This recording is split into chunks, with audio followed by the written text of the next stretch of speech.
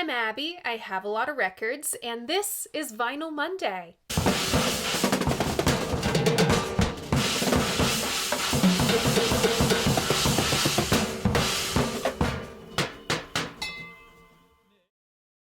So welcome back, or welcome if this is your first time here. Vinyl Monday is the who, what, when, where, why, and how do I feel about classic albums in my collection. If TV show length episodes aren't your thing, don't worry. I also do Vinyl Monday in 60 seconds here on my channel, over on my Instagram, as well as TikTok. The metal children crowd is gonna love this one. This week's album is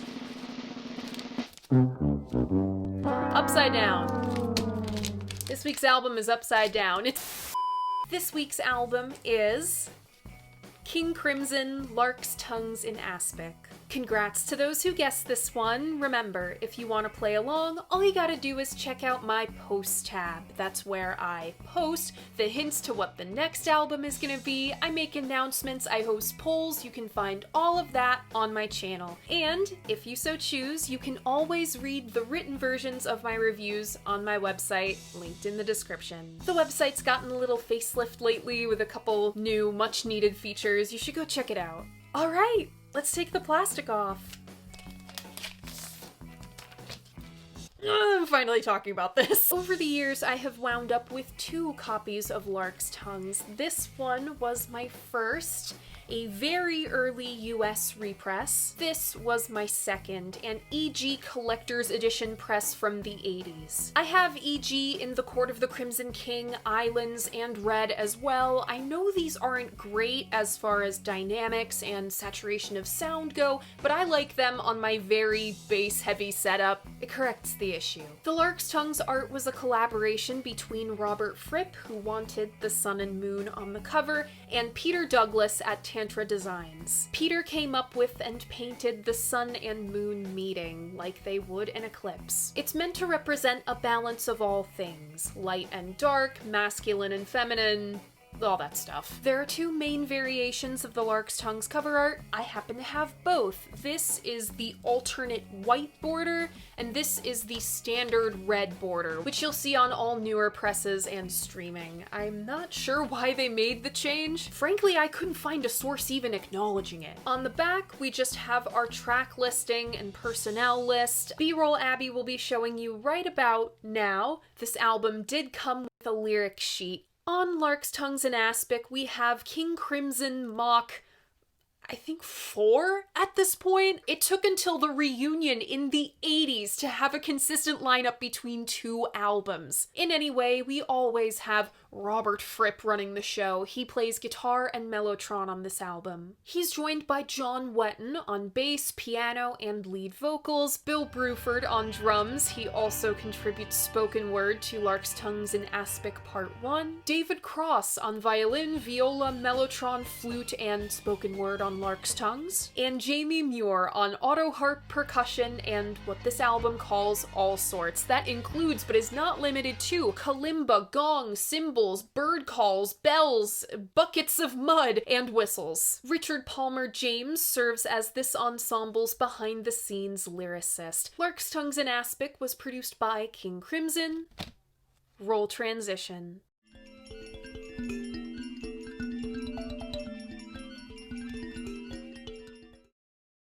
Jesse Coblin said the term band only loosely applies to King Crimson, and I'm inclined to agree. Instead, quote, King Crimson is an idea. King Crimson is also famously, or infamously, a revolving door. After understated, underrated masterpiece Islands, the lineup predictably collapses. Principal lyricist Peter Sinfield exits that revolving door after Island's production, and in April of 1972, bassist and singer Boz Burrell, saxophone player Mel Collins, and drummer Ian Wallace all stay in the States to form a new group with Alexis Corner. I don't know what it was, but historically, US tours were king killers. See McDonald and Giles taking flight after the 1970 tour. By 1972, the music music press sees King Crimson as old news, and everyone's having doubts. Melody Maker reports Fripp is putting together what would become Earthbound, adding, quote, "It'll almost certainly be the last from the band." After Atlantic Records denies Earthbound's release in the States, it's looking grim. Around the same time, Fripp starts working with a witch.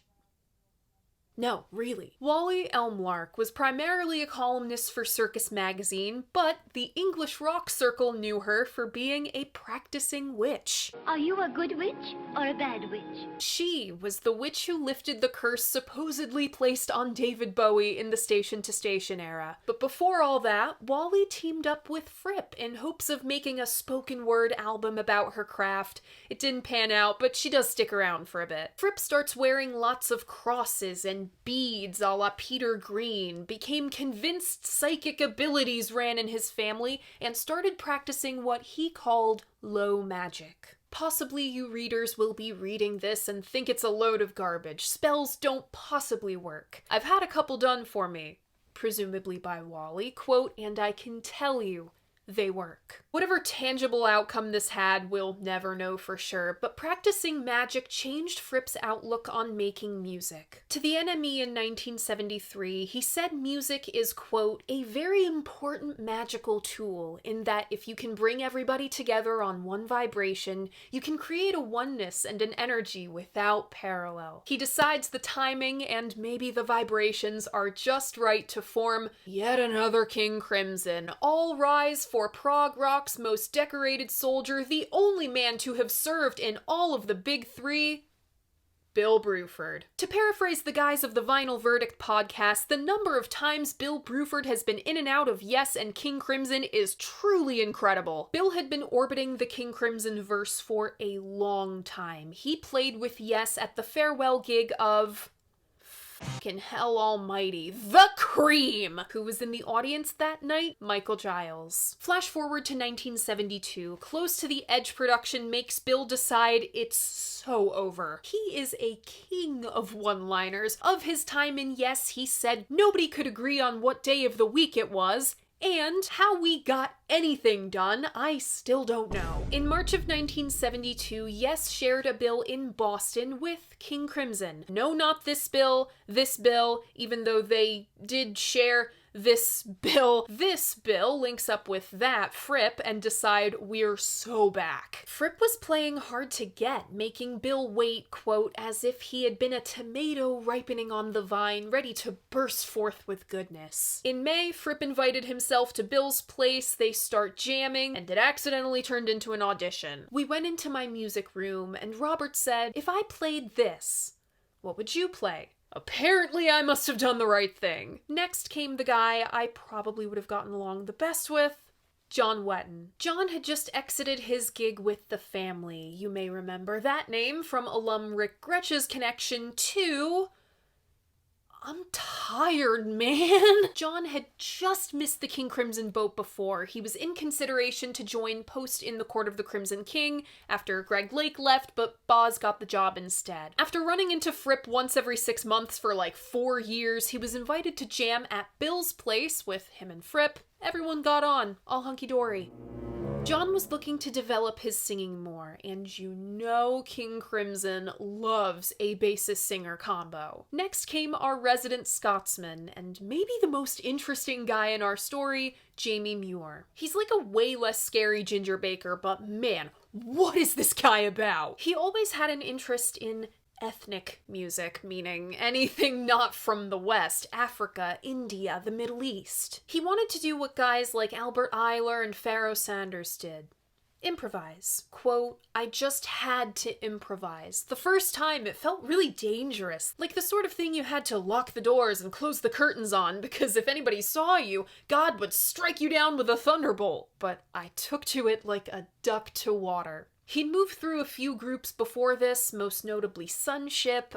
Jamie is one of the most intensely individual people I've ever featured on this series. He had a mouthful of blood capsules before any metal musician did, let alone a wrestler. That commitment to individuality and utter devotion to rhythm is what paired Jamie and Fripp up. Melody Maker writer Richard Williams had excellent rapport with the latter. One of his pieces is quoted later in this project. Richard passed word along to Fripp that Jamie was looking for a new group. Quote, "My feeling about getting the call was terrific. King Crimson was the ideal for me because it was a rock group that had more than 3 brain cells. Well, now they've got 4 brain cells. Congratulations, Jamie, you got the job." David Cross was the least experienced of the 5 and the last to join. There are very few rock and roll violinists. The only others that come to mind are Papa John Creech and Jean-Luc Ponty, so David was already special. He was playing with a group called Waves, who were trying to get managed by E.G., who managed King Crimson. Fripp attended a Waves gig one night and invited David to a rehearsal. This was the same night as David's grandpa's funeral, but you do not say no to Robert Fripp. To Melody Maker in November of 1972, Fripp said of the band, "We're all counting on this being a long-term thing. We're planning to stay together for 2 to 3 years. Ha! And David is someone I know I'll want to be playing with in 1974. Just you watch." In July of 1972, it's announced via the Melody Maker that there will be another King Crimson, and Bill Bruford has left Yes to join it. The general consensus was, has he lost his goddamn mind? A journalist compared Bill leaving Yes, a far more stable gig, to Rolls quitting Royce, while Chris Squire was convinced Fripp cast a spell on him. Bill admit later on, "I was thrilled to be a part of it, although I'm not sure I really knew what I was getting myself into." I'm in danger! Fripp's goal with this iteration of King Crimson was to tap into the energy of American rock and rollers like Jimi Hendrix with the musical vocabulary of European classical music. What would Hendrix sound like playing The Rite of Spring or a Bartok string quartet? If an older man might look back at this and be struck by that young man's arrogance, and ignorance of limitations sometimes allows the young to achieve impossible things. Bill described it, quote, "a bit like Miles Davis. You pick 5 interesting guys, lock them in a room together, and try to extract a collision of experiences from them. And if they make an album without actually killing each other first, it will at least be an interesting album." Early rehearsals for what would become Larks, Tongues, and Aspic were not nearly as avant-garde as one might think. If you'll remember from In the Court of the Crimson King, King Crimson started with numbers in 4/4 and elaborated from there. Bill remembers rehearsals being labored at best, excruciating at worst. There were a lot of people sitting, staring at their feet, trying hard to find something that somebody else would like. On the whole, a wretched and expensive way to make music. Bill was having difficulty gelling with the second drummer, even getting so frustrated on one occasion that he cried. He eventually surrendered to Jamie's absurdity, indulging him in crawling around the rehearsal space and playing Household Objects, If I Had a Fucking Nickel. And, of course, there was the issue of working with Robert Fripp. One part Joseph Stalin, one part Mahatma Gandhi, and one part the Marquis de Sade. The lyrics were tasked to John, who outsourced them to his buddy Richard Palmer James, because he didn't know what he was doing. This lineup of King Crimson debuted in Germany, where they played a spot for the legendary music television show Beat Club. This would be their first and only filmed appearance with Jamie. You can tell this lineup had only been rehearsing for a few weeks. Larks, Tongues Part 1 is rough. But it's shocking how fully formed it is so early on, and the band dynamics are on full display. David is visibly scared shitless, eyes glued to Fripp. Fripp does not give him any ease. In King Crimson, you were just supposed to know things. I can't take my eyes off John. He is so skinny and all hair. Jamie said he was trying his best to provoke Fripp this performance, and I believe it. If you were to transcribe his parts, it would come out to the Wingdings font. And Bill's inner monologue is something along the lines of, "What have I gotten myself into? Holy shit. Holy shit.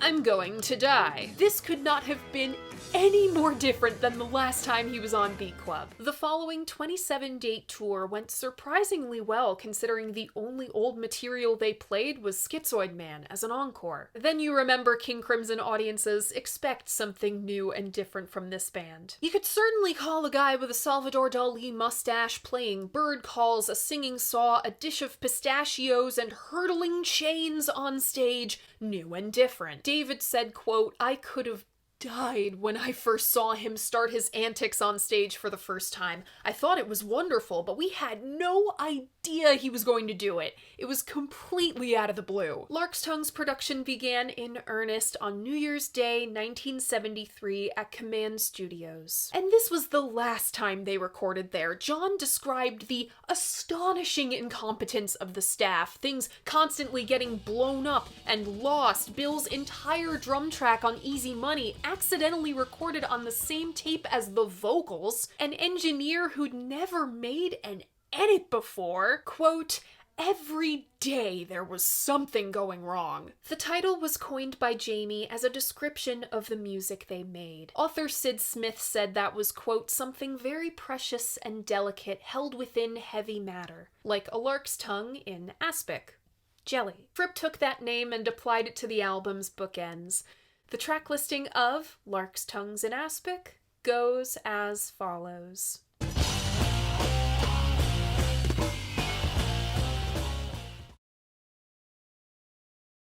Opening up side 1, we have Lark's Tongues in Aspic Part 1, followed by Book of Saturday, and side 1 closes with Easy Money. Opening up side 2, we have Exiles, followed by The Talking Drum, and the album closes with Lark's Tongues in Aspic Part 2. Lark's Tongues in Aspic was released in March of 1973. It peaked at number 20 in the UK and didn't make the top 50 here. King Crimson were losing ground in the States. We never really got them as it was. And besides, we were thoroughly preoccupied by another celestial-bodied album released that month. We really don't talk about the Pink Floyd of it all enough when we talk about the broader decline of prog rock from 1973 to about 1977. This album was so big, so soon, that it just killed anything after it of having a chance. By the time King Crimson appeared on Midnight Special playing Lark's Tongues in Aspic Part 2, they were already a 4-piece. Surprise, surprise! The lineup fell apart before the album was even out. If you bet money on that, congratulations. After their first gig of the year at the Marquee, Jamie quit King Crimson, quit music altogether actually, to pursue his spiritual awakening. He'd read the autobiography of a yogi and decided to become a monk. Jamie said, quote, "Fripp seemed to me to be a very good band leader. I think I was a wee bit too much for him." Management decided to cover up Jamie's departure for both fans and the rest of the group. To me, this has shades of them meddling in David Cross's departure a year later. In any way, Jamie leaving crippled this lineup, and everyone knew it. This isn't something I usually do on this show, but I figure a Where Are They Now segment is fitting with these guys. Aside from briefly coming out of retirement to play with Michael Giles, Jamie stayed retired from music for the rest of his life, instead becoming a painter. This completely passed me by because he lived such a private life after King Crimson, but he passed away in February. David Cross's aforementioned messy exit from King Crimson came surrounding Red production. Did he quit or was he fired? No one knows for sure. David did take the high road on his experience with King Crimson, saying in a rare interview, "My famous colleagues treated me just fine." After the original 1969 through 1974 run of King Crimson concluded, with Fripp breaking up the band on the eve of Red's release,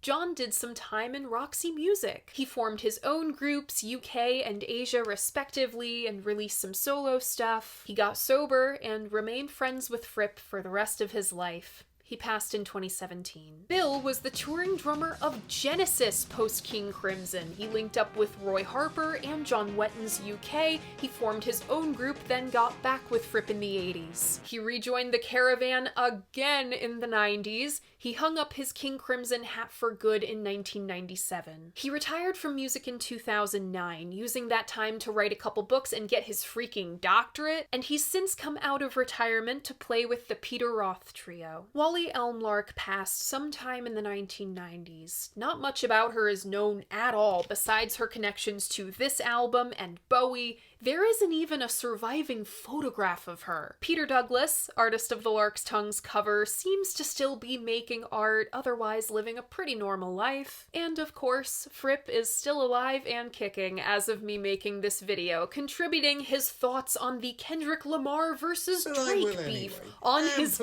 Cameo account. As for the music, the title track has lived a long and illustrious life in the King Crimson canon. Part 3 appears on 3 of a Perfect Pair, Part 4 appears on The Construction of Light, and ambiguously named Level 5 is on The Power to Believe. Part 2 was extensively featured in a terrible porn film called Emmanuel. Fripp sued and won, but you can't help but see the irony in the situation considering his April Fool's prank. Fripp said about Larks Tongues in 2001, "The material was still too ambitious for these young players to have absorbed and mastered. The concept exceeded the execution."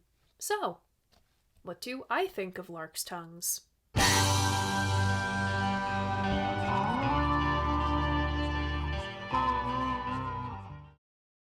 King Crimson sounds like my inner monologue. I repeat myself when under stress. I repeat myself when under stress. I repeat myself.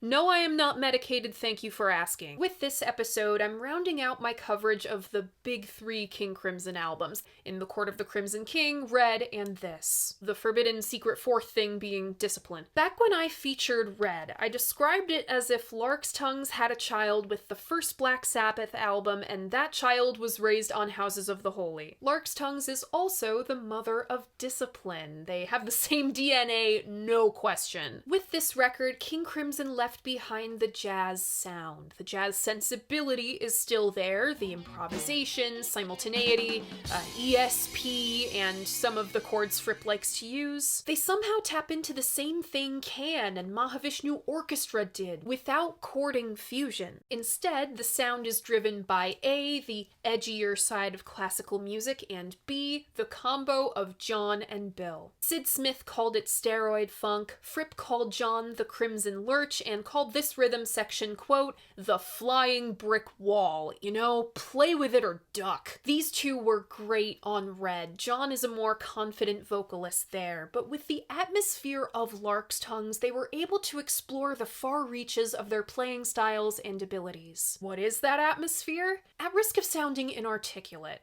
this album has some weird fucking juju, man. I won't lean into the witchcraft angle as hard as my contemporaries on this site have, but to deny there was some spiritual special sauce here would deny the influence of the ideas Fripp was into back then. Going in, Larks Tongues is intimidating as hell. You have to be willing to face it toe-to-toe, but you will find beauty in its brutality. Before launching into the track-by-track breakdown, yes, I have heard the elemental mixes. I still struggle with the concept of them. I don't really know who they're for, but the ones for Book of Saturday and Part 2 are very cool insights into how the tracks came together. We drop the needle on Jamie's intricate kalimba part. Listening to the complete recordings, you'd know that this was not improvised. Rather, this was an intentional, cyclical pattern Jamie came up with. It's layered with bells, a shimmering whistle, and what sounds like modified bicycle horns. It invokes insects in the grass. The first core motif of Larks Tongues, David's anxious, forever ascending violin part, is cut by Fripp's snarling guitar and forever descending riff. The clattering percussion physically cannot take up any more space space, it's disorienting, it's claustrophobic, there's nowhere to run and nowhere to hide. Then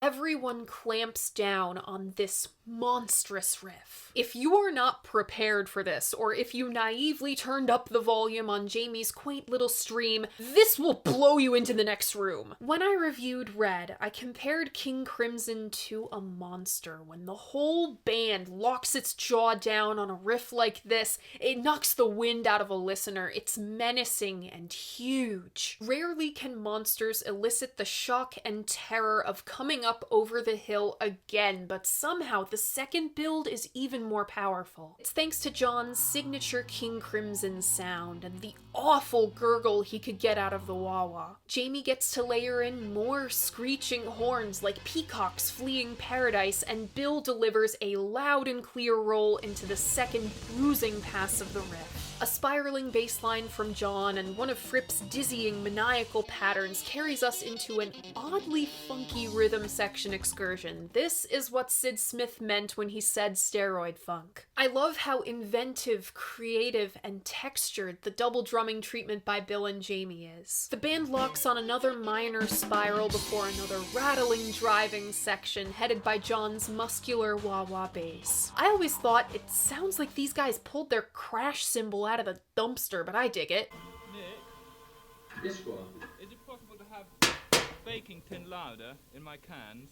I know I'm preaching to the choir here, but Bill could play bullshit in Farmer John overalls and sound great. But don't count out Fripp's jagged atonal playing here. Despite how metallic and grating it is, it's the connective tissue of the composition. The water section, as it's called, is Jamie on zither and David on violin. Bill calls this movement the summation of the album's title, the peace within the chaos. Whether consciously or unconsciously, David's solo mirrors Ralph Vaughan Williams's The Lark Ascending.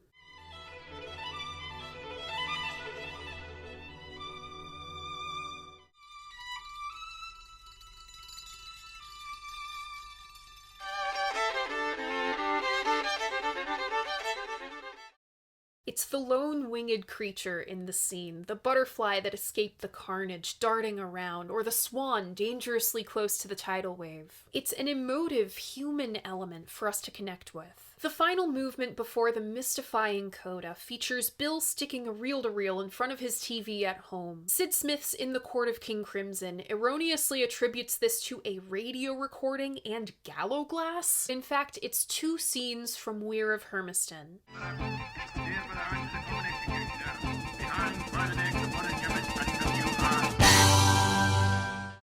This was the moment that left me in awe, convinced of this ensemble's greatness. What do I always get at on this channel? It's not about musicianship, it's about what you do with it, what you can invoke. This King Crimson did incredible things with their musicianship because they had the creativity. It was Jamie's idea to have layered spoken word at the end of this track. It sounds like the Tower of Babel itself. If the burst into the coda is seeing the sun and moon meet in an eclipse, this is hearing Mesopotamian civilizations pray to it. This is credited simply as newspaper recordings on the 40th and 50th anniversary editions, as Fripp apparently forgot the sources of these recordings, but earlier this year, Singing Sheep here on YouTube did what 50 years of King Crimson fans, Robert Fripp's whole team, even Robert Fripp himself could not do. From this photo from Lark's Tongue Sessions, he found the books the guys are reading from.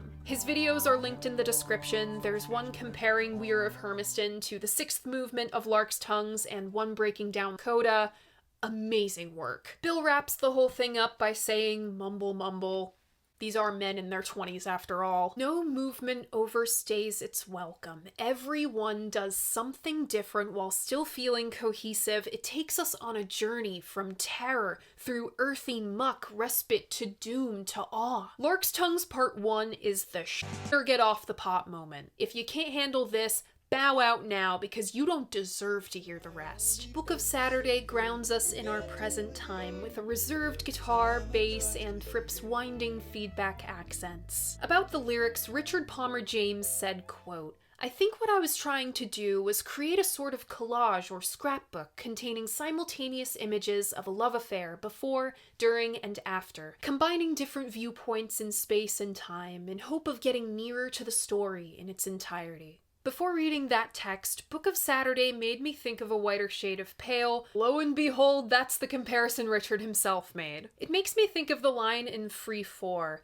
"The memories of a man in his old age are the deeds of a man in his prime." This is the song of a rock and roll man already getting nostalgic. The boys in the band, reminiscences gone astray. Day and night are turned completely upside down, my wheels never touch the road. A cavalry of despair, rock and roll tends to attract lost souls. All completeness in the morning, asleep on your side, I'll be waking up the crewmen, banana boat ride. Who knows what she responds like a limousine is supposed to mean, but we can safely say this is the scene of the narrator waking up next to another new lady and waking up the guys so they can hit the road again. You can tell John isn't the most confident vocalist, he's stronger on Red, but I like how much echo and room tone they kept on his mic. It makes it sound like he's alone in an empty room, organizing his Polaroids after dumping his gear in the doorway. There's just the slightest hint of pastoral crimson as well. The only real vocal harmonies we have on this album are on Book of Saturday. Hearing Exiles, I always thought, what is that sound?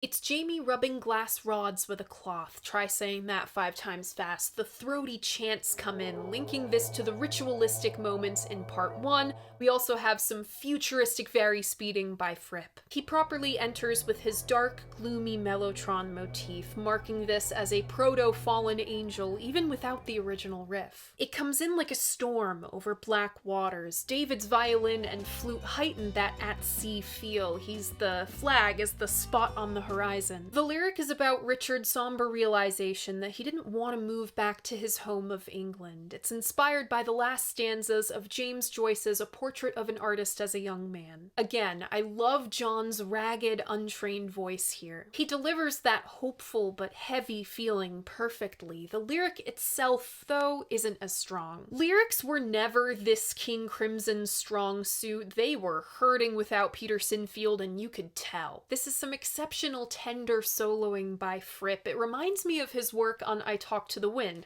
especially his comfort lick.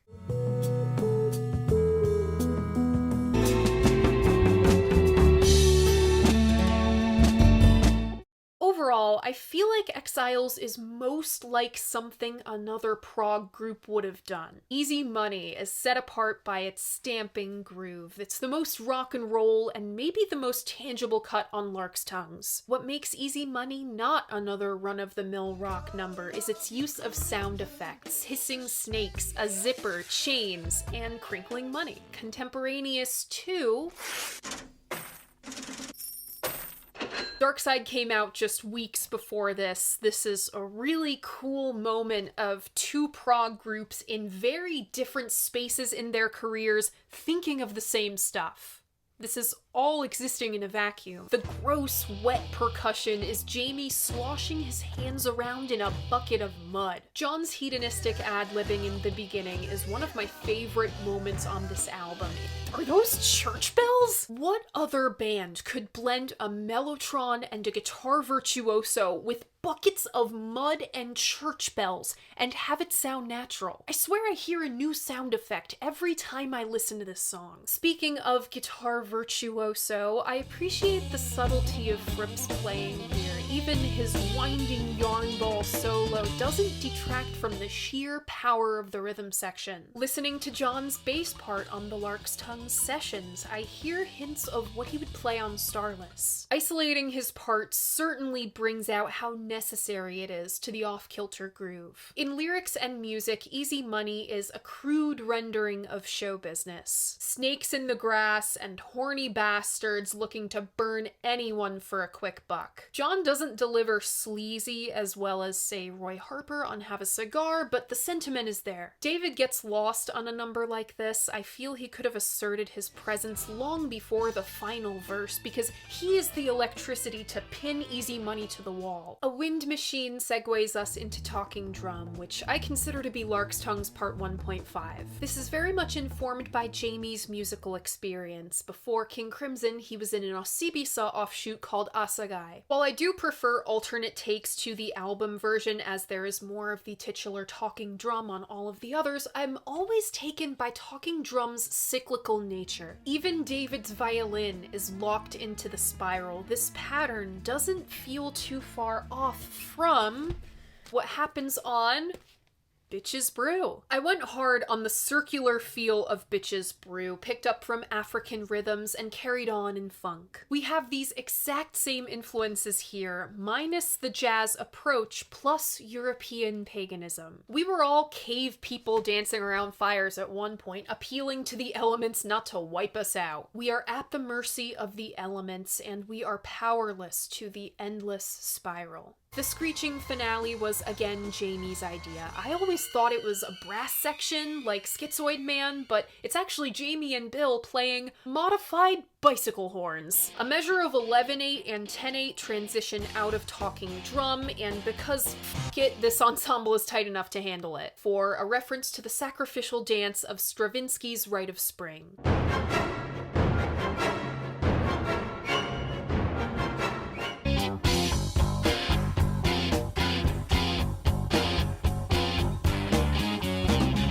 Before I read texts that referenced Rite of Spring, this made me think of the sacrificial dance. Fripp's guitar tone is heavy and unrelenting, his playing jagged. He is the undisputed leader and lodestar of this last track, leading the rest of the band into this punishing trudge. I talked about Starless being galactic death and supernova. With Providence, I talked about David's improvisation playing the role of the space traveler swallowed by the black hole. Lark's Tongues Part 2 is human death. Here, the violin is the poor maiden, trapped in the middle of this circle, unable to escape her fate, forced to dance herself to death. With a strong arm and gentle hand, he guides the doomed ebb and flow of Part 2, the dancer's exhaustion setting in before another burst. John's playing threatens to show that exhaustion. You're always kind of on the edge, wondering when the collapse is gonna come. All of them together create the spirit which this sacrifice aims to appease. It ends with a large, loud, extended burst. The maiden collapses into the fire, sending ashes into the sky and people fleeing.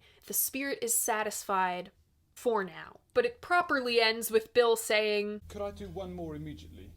I mean, you can, but I wouldn't want to mess with that. Bill once said, if your version of rock music is sex, drugs, and rock and roll, or 3 chords and the truth, then there isn't an awful lot of that on Lark's Tongues and Aspic. There's something much bigger. Humans have an innate need to devote themselves to something bigger. Think religion, a cause to better the world. For years, I've been saying rock and roll is just another manifestation of that. Imagine my shock when I read this quote by Fripp. Playing before an audience is a magical rite. If you're in front of 500,000 people and you draw together the energies of that 500,000 and you attract angelic power and bind the two together in a cone of power and then direct it, you can make the world spin backwards. Playing is a ritual. He also speaks really frankly about love in this interview. If you can get past the mental image of him doing calisthenics in his tighty whities while saying all this stuff, then it is worth the read. Fripp also said life is driven by 3 things: the head,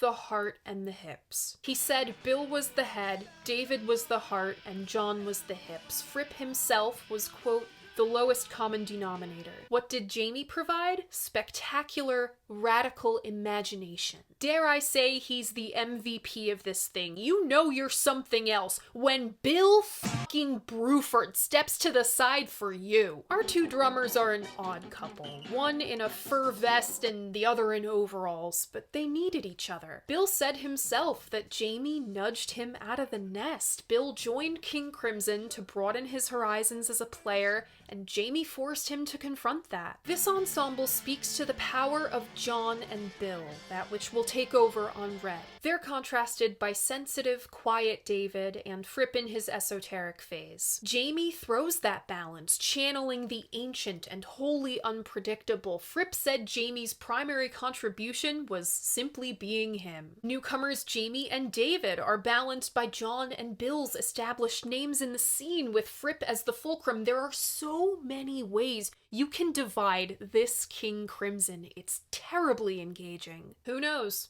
Maybe magic was involved. Fripp admitted he didn't know what he was doing in this era, driven purely by intuition. We might recall that the young Stravinsky of The Rite of Spring didn't know what he was doing either. For him, it was more an instinctive and intuitive process. The monster was not coming over the hill as we once thought. It wasn't in the sky or the ocean. This is a monster with no physical body. Inevitable and terrifying. 12 inches of wax can hardly contain this. I'm brought back to the feeling that part 1 invokes, though we can hold our thumbs out like this and mark the space between stars. Yes, that's how astronomers actually do it. We are so small compared to the actual space between. This album makes me feel the space between stars. Lark's Tongues in Aspic reminds you, compared to its ritual and intangible, you are just a tiny satellite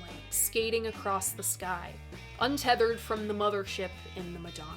My personal favorites are the whole thing. This is an album with just 6 tracks on it. Remember, if you want to keep up with all of my favorites from all the Vinyl Mondays, I have a Spotify playlist linked in my description. I update it every week. And that's it! That's Lark's Tongues in Aspic. What do you think of this album? What do you think of King Crimson? What do you think of the new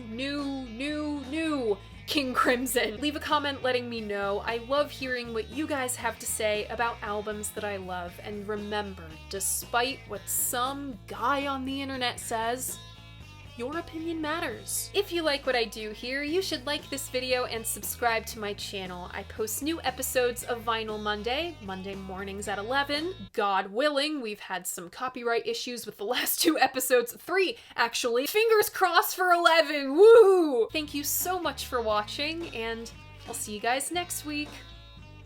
Bye!